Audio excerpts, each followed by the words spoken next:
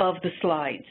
We encourage you, when you're sending your questions, if you could please use the drop-down menu and select all panelists so that the questions will go to myself as well as the speaker, and I will ask the questions on your behalf. This webinar is also being recorded, and it will be posted on the MHCC website in the webinar archive section following the webinar presentation in approximately 2 weeks. Also, due to the large number of participants today, we have muted all of your phone lines just to eliminate any background noise. It's my pleasure today to introduce to you our speaker, Donna Marshall, a recognized expert in workplace bullying, mental health, and psychological safety. Donna is the co-founder and CEO of BizLife Solutions, a social enterprise committed to promoting mental health and psychological safety in the workplace. She is also a professional executive coach and adult learning expert, and she's on the faculty of Humber College of Institute of Technology and Advanced Learning, the Canadian Management Centre, and the Ontario Psychological Association Certificate Program in the Management of Mental Health and Psychological Safety in the Workplace. With her business partner, Dr. Stephanie Bott, Donna developed the Harassment Education Advisory Response Team, or HART program, to effectively manage and prevent harassment and bullying in the workplace. The HART program is currently running in over 1,000 businesses in Ontario and across Canada, as well as throughout the U.S. Thank you all for joining us, and I'm going to turn things over to you, Donna, to get things started.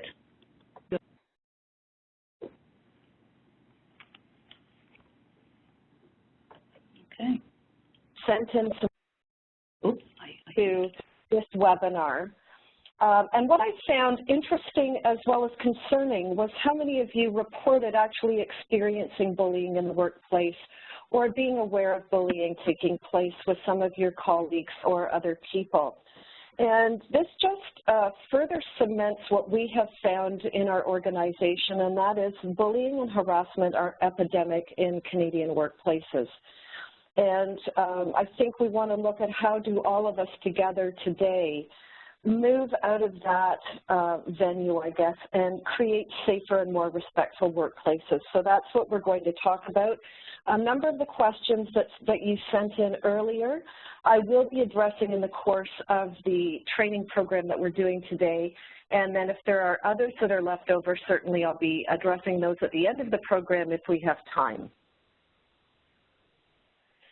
I wanted to start with a quote. This is by a man named Dan Pierce, and Dan Pierce was bullied and harassed, and he wrote a book about it, and this one quote stood out to me. He said, "People who love themselves don't hurt other people. The more we hate ourselves, the more we want others to suffer." I'd like you to just think for a moment of a time in your life when you were bullied by someone. Many of you have experienced it in the workplace. Maybe you've experienced it earlier in your life, in your personal life. What did that person do to you that felt like bullying? How did you feel? And I find I also do counseling with Dr. Bott and Associates for people who have been harassed in the workplace. They report to me that they feel diminished, that they feel they have no power. They experience emotional symptoms, anxiety, depression. We'll be getting into some of those. But mostly we feel diminished and without power. And then what do we do in response to bullying? Well, in the workplace, often we're in a position where the person who's bullying us is senior to us. So we often feel that we just have to deal with it. Perhaps we look for a different job within the organization, leave the organization, because it can become unbearable. So today what we're going to look at in a very short period of time is what is bullying exactly and how does it present in the workplace. We'll look at some statistics and background. The various organizational responses to bullying, I do a lot of training and consulting in organizations, and I've seen quite a few different responses, some of which are effective and some of which aren't. So we'll look at which ones are and how we can utilize those. And then I want to give you an integrated solution for dealing with bullying and harassment in the workplace. So first of all, what is bullying? And a number of you asked that question in your original questions. What are the characteristics of people who bully? People who bully, so in the workplace, bullying is about power. 78% of bullies outrank their targets. And whenever I deliver a training program live, I say, does that seem reasonable to you? People say absolutely, that for the most part, bullies are senior to the people that they bully. And 70% of targets, so those who are the victims of bullying and harassment, either leave or lose their jobs. And the reason that they lose their jobs, as we can all imagine, is that because the people in power have the ability to control other people's career trajectory, they may lose their jobs because they're seen as people who are troublemakers. Or people who are bullied will typically absorb the bullying, try and find some solutions for it, some workarounds for it, some communication skills, and typically it takes 2 years before they finally go, I just can't take this anymore, I've tried everything I can, so I'm going to have to leave. So people who bully feel small about themselves, and I want to take us back to that quote. People who bully feel small about themselves, and they use various methods and techniques to make other people feel small too, so that they can then feel big. And I think it's really important, if you're being bullied, to realize this person actually has very low self-esteem, often has a false sense of narcissism and grandiosity, thinking that they're better than other people. And they often actually don't care how other people are impacted by their behavior. Now, there are some people who bully who don't even realize that they're bullying. And those are the people who are rehabilitatable, because once we can speak to them about it and how their behavior impacts other people and then give them the tools to change, they are able to change. But some people simply do not want to change, and these are the really difficult and concerning bullies in the workplace. So we'll just move ahead back to the next slide. Bullying creates a toxic work environment that is both psychologically unsafe and can lead to mental health issues in the workplace. And we're finding more and more the direct link between psychologically unsafe workplaces, toxic workplaces, and mental health issues. Some of the mental health issues that we might see are PTSD, depression, anxiety. Certainly, we've treated people who are victims in that way. So I'm just noticing there might be some sound issues here, so I'm going to move my microphone closer. The impact of bullying on the person who is bullied. Certainly mental health issues that I've just mentioned. Presenteeism, and I'm sure you can guess what this means. It means that the person is present, they show up at the workplace, but they are absent in terms of their ability to really focus on their jobs, to be free of anxiety and stress. So they're present in body, but not really emotionally or cognitively to their optimal level. Certainly people who are being bullied are being traumatized, and so when there's a case of trauma, cognitive functioning is reduced. So often people who are bullied are gradually then not performing to their optimal level, and then there are performance issues. So it's really a double whammy for people who are targeted. Physical issues, turn up my physical issues and illness. I've heard of people who have had heart problems, high blood pressure, all kinds of issues like that due to managing the stress around bullying and harassment.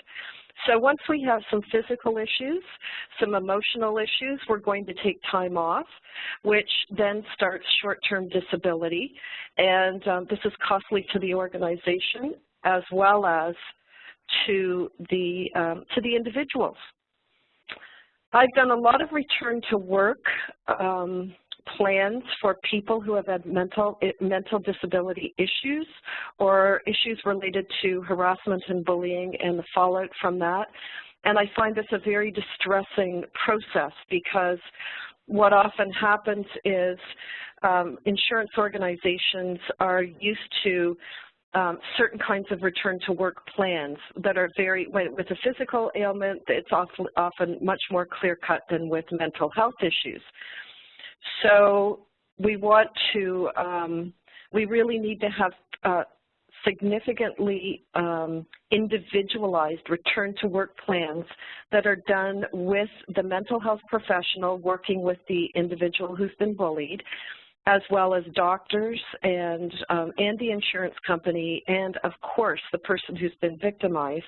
Because if you experience trauma in a workplace, which bullying causes, going back into the workplace is like going back to the scene of the crime, and individuals can be re-traumatized and then have to take time off work again. And then when this happens, we have the loss of really good employees, and often the bully continues to function in the workplace. So what is the impact of bullying on the bully?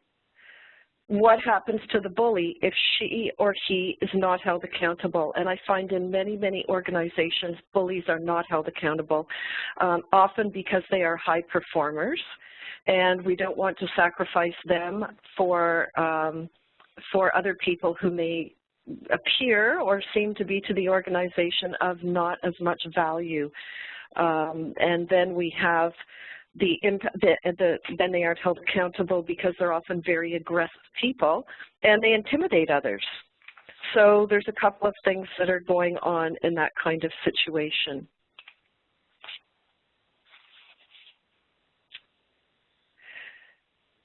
So what happens then, as we all know, is that these employees continue to bully other people. Other people start to leave the organization.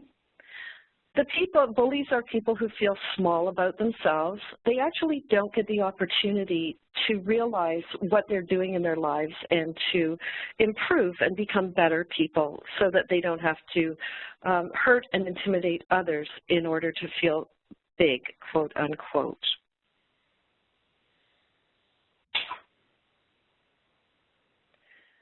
The impact of bullying on the organization.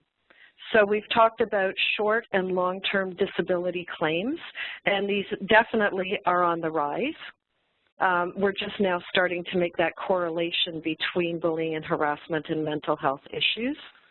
Certainly, we've said they create a toxic work environment. Lawsuits and a negative corporate image. A lot of people will be talking to other people saying, you know what, don't go work at that organization. This is how they treat people. They don't hold bullies accountable. And word gets out, especially in the time when we want to retain really good employees. It's important for an organization to deal with these issues.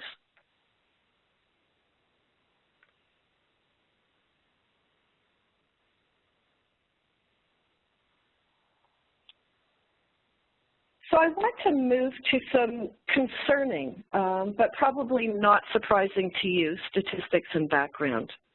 Nearly half of Canadians report having experienced one or more acts of workplace harassment at least once a week for the last 6 months. That's actually a shocking figure. And I go in and do consulting in organizations or run assessments, and organizations will say, no, we don't have any bullying. Nobody reports bullying to us, so there's no bullying. People tend not to report bullying because they're afraid nothing will be done or they'll be targeted and lose their jobs. So bullying is significantly underreported, and part of the solution we're going to look at is how do we create an environment where people feel safe to report. 50% of workplace harassment victims suffer mental health issues. We've already touched on that. In order to cope with harassment and a toxic work environment, employees will take twice as much sick time as others, and that is from the Mental Health Commission of Canada. This is quite shocking, and but again, not really unexpected. And even when distressed employees are at work, they may experience presenteeism. Both absenteeism and presenteeism spell significant losses for employers in productivity, disability leave, and benefits payouts. The cost of employee absence due to bullying and harassment is $19 billion per year. 50% of all disability claims are attributed to mental health issues, and in any given week, 500,000 employed Canadians are unable to work due to a mental health problem. So this is certainly something organizations need to look at. So I'm just going to take a moment now and talk about what is bullying exactly? A number of you asked that question, so I want to take a second to look at that. There are a number of ways in which people experience bullying in the workplace. So they can have information withheld from them that they need to do their jobs. I was recently counseling someone who is a fairly senior person in an organization, and she moved into a new area of the organization, and the person she reported to kept leaving her out of meetings that were really important, and then said, "You haven't done your job properly, why aren't you following up on these issues?" When she brought it up, this person had all kinds of explanations as to why she wasn't included and blamed her falsely. And she was set up to, certainly it was overt and covert bullying, and she experienced mental health issues due to that and other experiences as well. Sabotaging other people's success. Scapegoating. So maybe someone has a boss who isn't that competent, and they may blame someone more junior to them for not doing it properly, and then that more junior person suffers performance issues for which they really weren't accountable or responsible. Destructive gossip. So, you know, we all know that gossip takes place in the workplace, but when it's destructive to a person's character, to a person's work, to a person's career, this is harassment, and it's a very serious act. It's actually against the law. We can't harass people to the point of them putting their job in jeopardy. Extreme micromanaging. Now, some people have a problem with micromanaging. I have to really watch myself because that's something that I can tend to do. But extreme micromanaging, an example of that would be a client I worked with not very long ago, and her boss was constantly saying to her, "Why don't you have this done? Why don't you have that done? Have you contacted this person? I haven't heard back on this." On and on. And then she moved her desk right beside this woman and literally kept watching her all throughout the day. And you can only imagine how upsetting and distressing this was for this woman, and how she would be unable to function in that environment, which of course she wasn't, and she had to take mental health leave. That was a bullying tactic by the more senior person to the more junior person. These things take place on a daily basis, and they have a significantly negative impact on people's lives. So extreme micromanaging is over-monitoring, setting unrealistic deadlines, and we have to be careful here to work out proper deadlines, but when they're constantly unrealistic and a person is set up for failure, then we have the possibility of harassment as defined by the Occupational Health and Safety Act. And consistent negative feedback. So if a person feels that everything they do is wrong and not good enough, they become discouraged and lose faith in themselves. They lose confidence, and then they start to perform in a not as an effective way. So all these things lead to mental health issues as well. Exclusionary practices, leaving people out, just ignoring them. There's nothing more damaging, I don't think, than the silent treatment and ignoring people. Setting other people up to fail. Overt or covert punishment for those who don't do what the bully wants them to do. So, you know, that can be around sexual harassment. If you don't, you know, come with me to this pub tonight, you know, I know there's a job coming up that you might be interested in, but I don't know if, you know, if you're going to really be in the running for that one. That's pretty clear, but there can be other things like a boss asking someone to do something that is not really part of their job description, and when they do it, it might even be like, can you cover up for me, or can you lie for me? And if a person doesn't do that, maybe they have a special assignment withheld from them, or a promotion, or, you know, leaving them out of crucial career impacting information or meetings. Certainly, we all know that yelling, swearing at, or ridiculing others is harassment. Depending on what's said in those conditions, it can actually be considered violence under the Occupational Health and Safety Act. Going behind someone's back to steal their clients or a job, this is definitely done in a very politically astute way often, and there's very little when someone is really good at covertly bullying in this manner to be able to hold them accountable. Displays of offensive, derogatory, or sexually explicit behavior or language, unwanted or unnecessary touching, and that can even be with proximity. If someone is close all the time, other people may feel that it's just too close and feel quite uncomfortable. And then, of course, any threats indirect or direct to a person's job or personal welfare certainly is bullying, harassment, and can even be considered bordering on violence.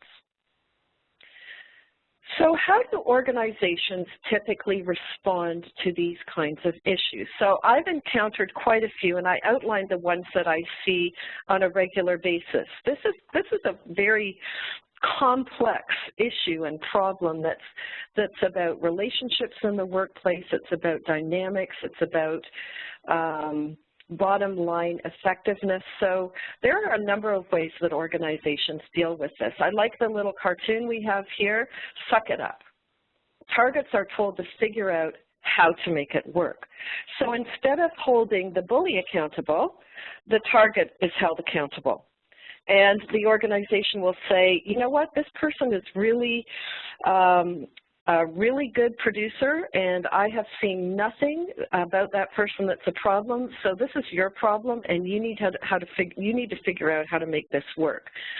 Typically, people who bully and harass are very good at managing up, and then because they've got the alliance of people at a more senior level, they will bully and harass people in a more junior situation so that people at a senior level go, no, there's nothing wrong with that person. I think they do a great job. This is really your problem. You're too sensitive.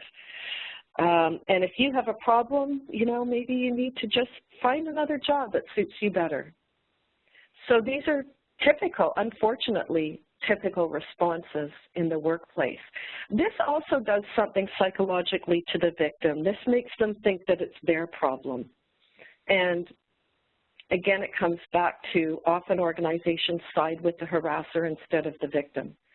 And it's really important if you've been targeted or if you're feeling these things to go, you know what, I don't have to suck this up. I should not be treated like this in the workplace.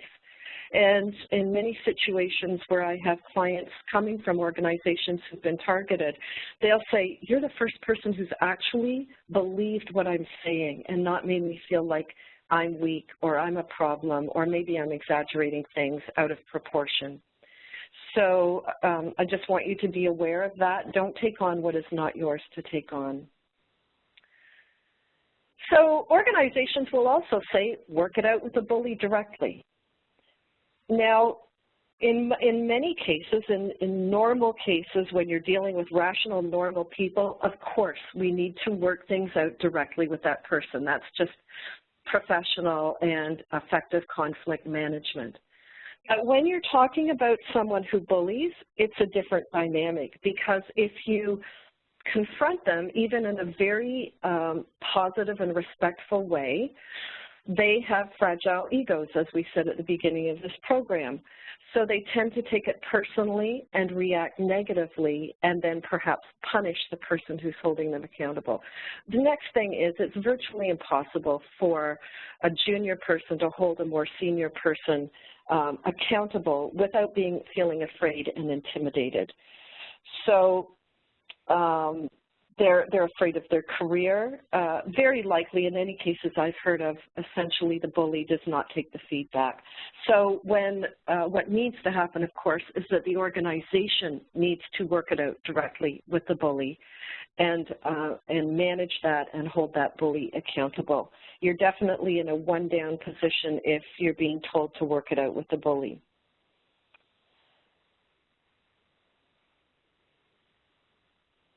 The next is you're told to report the incidents to your boss. So when the Occupational Health and Safety Act first released the Violence and Harassment in the Workplace legislation back in 2010, something we noticed when we went into organizations were that organizations wanted to be compliant, and they put up their policy of zero tolerance in their lunchrooms, as they were supposed to do, but they said that if you felt you were being harassed, you needed to report it to your boss. So what is wrong with that? I think we can all see that because often the boss is the person who harasses, or the boss is affiliated with other significantly powerful people in the organization, that is not a safe thing to do. So this is why bullying often goes unreported. It can actually be detrimental to the individual who makes the report. And individuals who don't do this can be blamed by the organization. They might say, well, you didn't report it to your boss, so it was your problem. So it's really important when we look at putting programs in place to manage bullying and harassment that that this is not an effective approach. In fact, it makes everything go underground, and people have legitimate fears of repercussions if they do this. This is a much better response. We're getting better here when we look at HR investigations. Now, what I've found, and we work very closely with HR in many organizations, and I've heard HR say to me, I feel like I'm caught between a rock and a hard place, because I understand that this person is being bullied, but the organizational and relational dynamics do not back me up on this. And ultimately, I report to the organization, and I may even be reporting to someone who sides with the bully because of the power dynamics in the organization. So often, HR is in a really difficult position to be able to have effective action plans for both the bully and for the person who has been bullied, and for the victims, programs to support them. So getting the support of the organization and senior people is really important for HR to actually be effective. So that's something that you need to know. Does HR actually have the power and commitment to be able to intervene? Another issue is that dealing with mental health issues and psychological safety are very unique issues, so that training to deal with these really can be limited. It's psychologists, psychotherapists, mental health workers. These are the people who really understand the dynamics and what is required to create safety and to manage both the person who is bullying as well as the person who has been targeted. So we're looking at some unique challenges that HR faces because they may not be trained to really handle these issues in the way that they need to be handled, and that's not their fault. It's just a very complex area. Then we have organizations who will engage an external investigator, and this is good because now we have someone who's not really part of the workplace dynamics. So this HR may bring someone in, or the organization. So this is a very positive way to handle this. The downside is who is doing the investigation. What we've found is it's often legal, or it might, so a legal investigator who has expertise in the legalities but not the psychological component and mental health. So they might make recommendations that are actually contraindicated for the benefit of both the person who's been bullied and the person who has been victimized. We also find that police investigators, people who specialize in investigation, are called in. And again, while there's certain protocols around this, in terms of health and safety and around violence. They're very different when it comes to psychological issues. It's also important for the people who do the investigation to be able to know whether the bully is rehabilitatable or not. And this again requires expertise in psychology to be able to figure this out. So there are absolutely some people who are aggressive who can be trained and treated. We have at BizLife Solutions put together a program called Leading with Respect, and it's partly online, it's a 360 assessment, and it's coaching. And we had an organization contact us and say, we've got, and in this case it was a woman who was the bully, and they said, we are going to fire her. This is our last ditch attempt. We're going to run her through your program. So we took her through the 8-part intensive program, and I talked to HR after the program was completed, and she said, we went from having an employee who was going to be fired to someone who was voted Employee of the Year. So that was a woman who was receptive to hearing feedback, who wanted to invest in herself and become a better leader and a better person. But part of our approach is psychologically based in terms of self-awareness for the bully to understand themselves and why they bully. Most bullies have been bullied, and get them to realize how they felt then and how what they do affects people now. So self-awareness and really self-understanding is crucial to being able to rehabilitate bullies. If people aren't willing to do that, they aren't rehabilitatable. And then victims, as we've said, are unfairly blamed and expected to take some of the brunt of that. So what we've come up with is a 3-part integrated approach that we have found to work very successfully in organizations throughout North America. The first part, and organizations are a little bit reticent to consider this, but it is a powerful way of beginning a process. So we educate internal independent teams to act as well-trained interdisciplinary first responders. Now, sometimes they're called peer support groups. With our program, we have a training program, our HEART program. But the reason we choose an interdependent team is we take people from throughout the organization at many different levels in the organization. So it could be someone who's in reception, someone who's in the warehouse, someone who's in a leadership role, just people who are emotionally intelligent, who have not in any way engaged in harassment, aggressive behavior in the workplace, so they're screened. And we train them as a team around the psychological issues of mental health and psychological safety to be able to bypass that power differential that makes this whole process unsafe. So then I feel if I'm being harassed, I can go to someone in my organization who's on that team and be able to talk to them, even if it's just to get some advice or some education, or to be able to ask questions, or to have a compassionate ear, to have some confidentiality and feel safe. We found this to be a really powerful approach. And as you can see here, it bypasses the power differentials and creates the safe environment.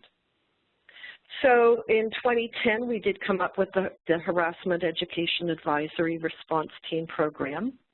And we've been training HEART teams across North America on how to investigate. We have safe investigation procedures that protect both the accused and the person who's been bullied.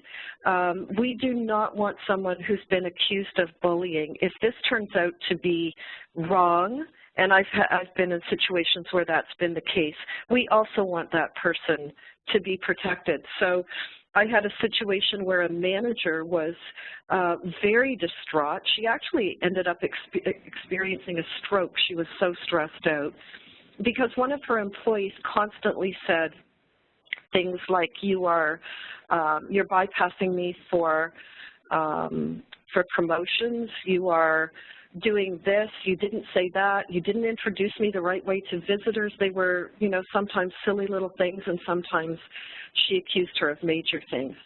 And so when we went in to do an investigation, we found that, in fact, the person who had been accused, who was a manager, was the victim, and the person who said they were the victim was actually the perpetrator and the bully.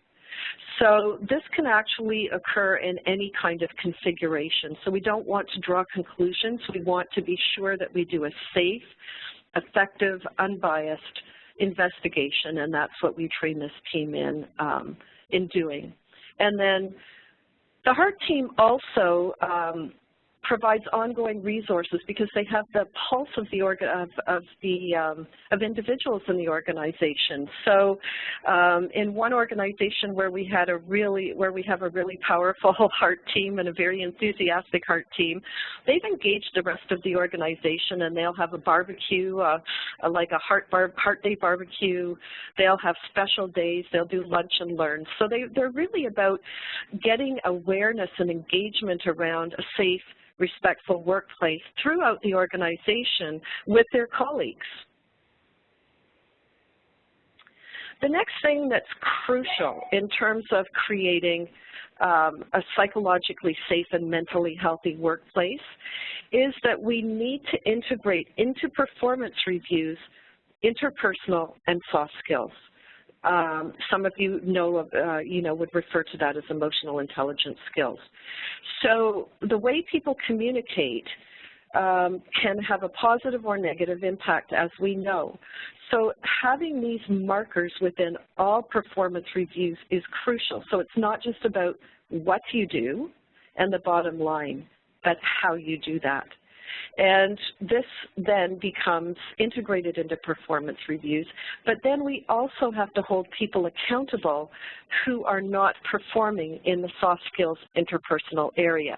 And that's where we find it starts to fall apart. So maybe your organization is already assessing, but are you holding these employees accountable and giving them training so that, of course, we don't want to just get rid of people because they have poor communication skills. We want to raise their awareness. We want to salvage them if we can, and to teach them skills so that they are better communicators and better corporate citizens. We also want to, as I mentioned before, we want to treat, where at all possible, treat and train workplace bullies, because in many, many cases they're a great value and asset to the organization. But we just have to be clear that there are certain behaviors that are absolutely not tolerated. And that isn't just, you know, a code of conduct that's up on a board, but it's something that the organization holds people accountable to. And then the next thing would be to conduct a workplace culture assessment. Now, the Mental Health Commission of Canada has an audit, as many of you probably know, and you can go on their website and find that, around the National Standard for Psychological Health and Safety. So that is something that can be utilized in your organization. Our organization also offers an online version of that. So you're able to find out by department or by level and role in the organization through multiple responders where are the gaps, and that gives us a better idea of how we can improve in certain areas, because the idea is to be able to identify these issues, not be afraid of them, and then create solutions to make the workplace better for all of us. And then finally, once we've assessed, once we've put in markers for proper and effective behavior, once we've identified gaps, we need to train. And again, training needs to take place that has an understanding of relational psychology along with the business and legislative knowledge. So this is specialized training. I recommend that facilitators be trained themselves or have an understanding of psychology. Quick tips can be helpful. Quick communication tips can be helpful, and absolutely they're important. But once we get into the complexities of bullying and harassment, quick tips really need to have some substance to them so that people don't put themselves at risk, and that it's done in a psychologically safe and respectful way. So specialized training is really important here. Also, training HR and management, and not just on communication skills or awareness, but really specific skills on how they can hold their employees accountable, how they can also support people who have mental health issues in the workplace. Management and HR are not counselors. You can't be. That's not your role. That's not your expertise, nor should you be. So it's how do you keep your role, not overstep any boundaries of privacy or legal boundaries, and still be able to deal with these really sensitive areas of mental health and psychological safety. So we need to look at that. We need to look at the limits to confidentiality. What can we say and what can't we say? For example, managers cannot say Joe has schizophrenia. We can say that Joe might become agitated, and here's what what we want you to do if you see Joe becoming agitated. So there's all kinds of protocols we can use that protect privacy and confidentiality, while also protecting people who might become victims, as well as training, holding accountable people who bully. Then employee training. I found a really good way to help people become more self-aware is to be up to date on compliance training around violence and harassment in the workplace. So in the United States, there's anti-bullying legislation, and various states have different legislation around that. In Canada, each province has its own harassment legislation. We're talking about the bullying now, but just for sake of definition, bullying actually is a manifestation of harassment. So harassment is the legal overriding definition here when we're looking at it within Canada. And Quebec has a very powerful legislation around violence and harassment. In fact, they call harassment psychological violence. And I really like how the Quebec legislation has emphasized that and put it in a very powerful linguistic way for people to understand the seriousness of it. In Ontario, harassment is defined as a course of vexatious conduct or comment in the workplace that a worker might find that would be unreasonable. So that's a very broad term, and it's open to interpretation. So sometimes I'll find people who feel they've been bullied or harassed, they'll go to HR or to their manager, and the manager will say, or HR will say, well, that's not really harassment. I mean, you're making a big deal out of nothing. And it's really important to understand within this legislation that harassment and bullying are in the eye of the beholder. It's very subjective, and if a person feels bullied, harassed, if they're feeling anxious, depressed, traumatized by the behavior of another person, we have to take it seriously. So the organization is required to take the subjective experience of the person, of the target, of the individual who reports, and not put an overlay of our own interpretation on that. So for example, someone who's maybe really thick-skinned wouldn't care if somebody else yelled and swore at them in a meeting, but another person might feel quite threatened and intimidated by that. So we have to take seriously every report of harassment, even if we don't think that it has as much value as the person who's reporting does. So that's what makes this a very tricky situation in the workplace as well.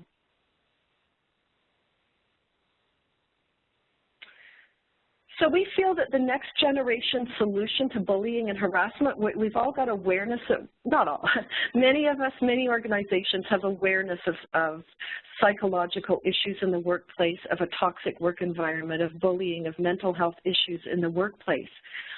We're aware of that. There's increased awareness, but what are we doing?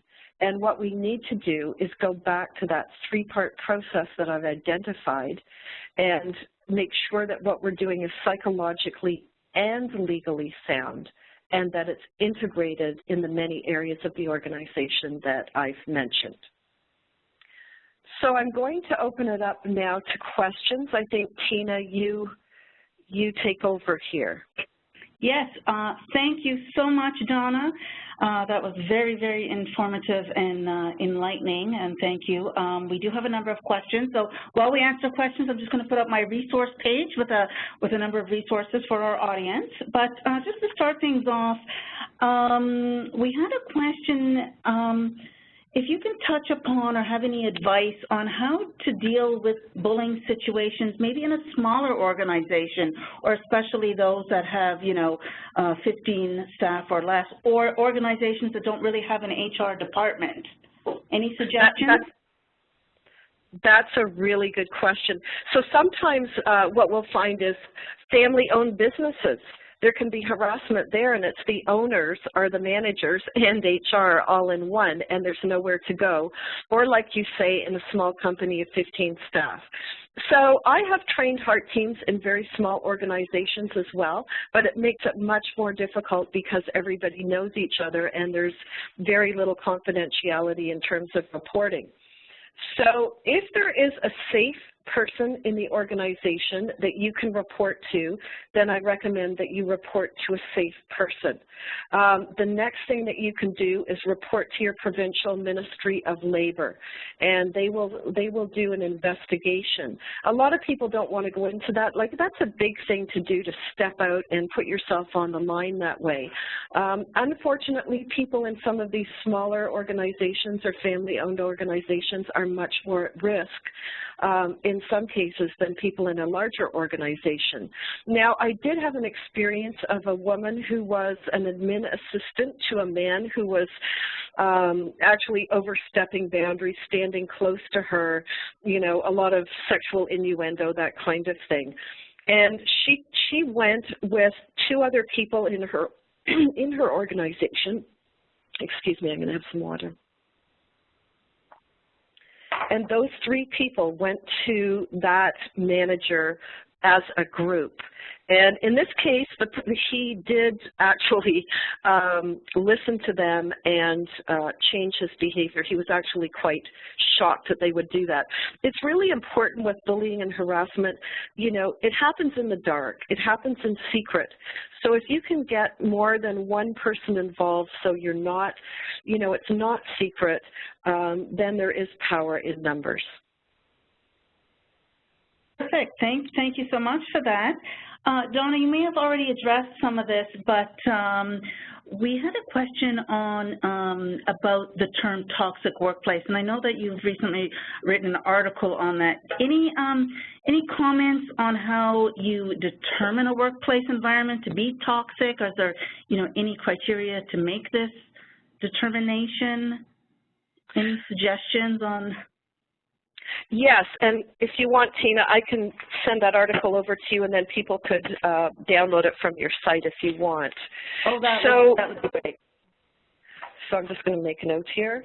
So those are the points that I made earlier about withholding information from others they need to do their job, sabotaging people's success, destructive gossip, micromanaging, all of those things, those are what create a toxic work environment.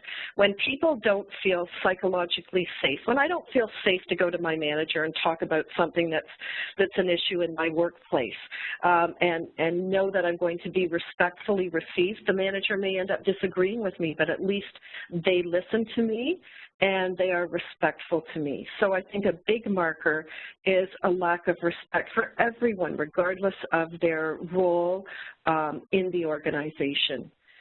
So if you feel unsafe, you're probably in a toxic work environment.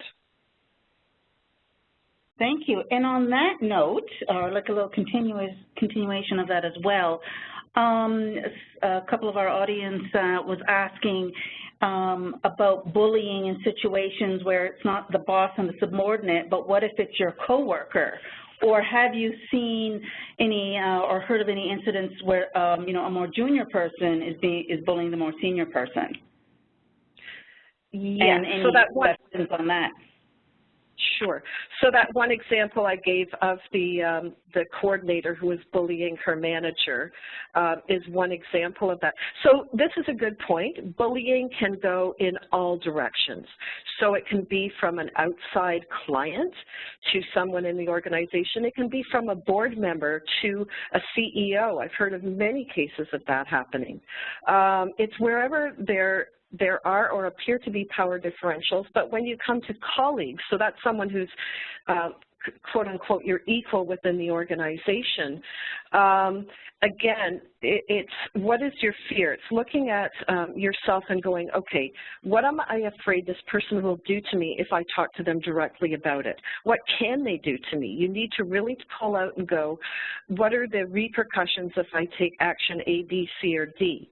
Often if it's a colleague, you are able to go to them and talk to them directly. I also recommend, again, that you have another person in place, so it might be going to HR. But if you feel that you can raise it directly to the person, and there's certainly some scripting around that we teach that, you know, you've got someone who bullies. We have to always remember they've got a fragile ego, and they will put other people down in order to make themselves feel good. So you're dealing with that. So the question is, how do I go to that person, address an issue without or doing as minimum damage, quote unquote, in having that conversation with the person and having the optimal possibility of them hearing that. So one example we use is someone who's aggressive. So they're a colleague who's aggressive, and you know, you might say something like, you know, I don't think you realize just how powerful you are. So we're feeding their ego because we're recognizing them as powerful. What we really mean here is aggressive, but we're saying you're a really powerful person. I really want to hear what you're saying, but sometimes I just find when, you know, you're so powerful and you talk so loud and I feel like I can't get my word in, I just find it really challenging sometimes to talk, and I really do want to talk about this issue with you. So that might be an example. So again, we have a lot of training programs on our BizLife Institute site on how to communicate with people in these various situations. Each one can be quite unique. So I wish I could give you one answer fits all, but just remembering that the fragile ego is something that's really important. Perfect. Thank you so much. We have a question about the HEART program, and our audience was asking, for the HEART program, would this be a good complement to existing occupational health and safety investigation teams? And what do you think about that occupation and health and safety, or workplace health and safety, handling complaints and investigations about harassment? That is a fabulous question. What we've found is that often the people who are really good at occupational health and safety may not have the temperament or skills that are required to deal with mental health and psychological safety. So, but they may. So what we might do sometimes, we have people sign up to be HEART members, and there's certain things that we do when we interview them that we want to know they have really good soft skills, that they're really good listeners, that they're empathic, that they can also make decisions, because, you know, you have to make decisions in these situations. So we might have people from the occupational health and safety or joint health and safety, excuse me, committee that we would train, or we train a HEART team that works alongside the Joint Health and Safety Committee. So there's different ways that this can be done, but we do find it's a certain kind of person who needs to be on the HEART team. And then how that works organizationally, we work with the organization to do that. So one organization I was talking to a few days ago said, we have a peer support group, so could you train the peer support group? People are already going to them. And we said, absolutely. So they'll be the HEART team. They'll be the first responders. So there's many different ways. Perfect. We've got maybe another one or two questions. Sure. Do you know anything, can you answer or respond to this? If someone's left the organization or still in the organization, can you still report a harassment incident like 2 to 3 years later? That is a really good question. My guess is not. Because harassment is defined as a worker in a workplace. Now that said, I would ask legal about that because I actually don't know about it. I've never experienced a case, and we've dealt with many, many cases where someone has gone back afterwards. It's happened when they're in the workplace. They may have gone off on stress leave and then reported, and it's brought out then. But that's a really good question. I apologize. I don't know the answer to that. You would have to ask a lawyer about that. Okay, perfect. Thank you. I think we're going to wrap things up unless there's any other last-minute question. We did have one quick little comment. I know this is a very complicated topic area. And I know there is training out there, but is there any sort of like templates that on how to address maybe your coworker or a coaching client that might be bullied in the workplace as well? Any other last tips you can recommend on either a template or again just to refresh our memories on any training programs? Right. So all of our training is focused on mental health and psychological safety in the workplace. So we actually have video scenarios of different workplace situations and, the way not to address it and then the way to address it. We do a lot of training around that. The other thing is counseling. Relational psychologists are very good at this kind of thing. So if you've got extended health coverage, check and see if you've got psychological services, and get access to a relational psychologist. I work with Dr. Stephanie Bott. It's a fabulous practice. You might also go to your EAP, but again, you want to be sure that the EAP counselor has experience in managing bullying and harassment, because if you get the wrong advice, the bullying may actually escalate and more harm can be done. So you just want to be sure that you get professionals who are trained on the relational psychological side of that.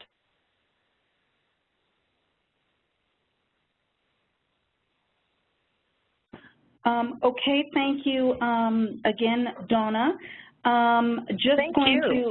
We're just going to wrap up. Just wanted to mention that our next webinar will be on March 30th, so please tune in. And again, the recording and the slides will be on our website.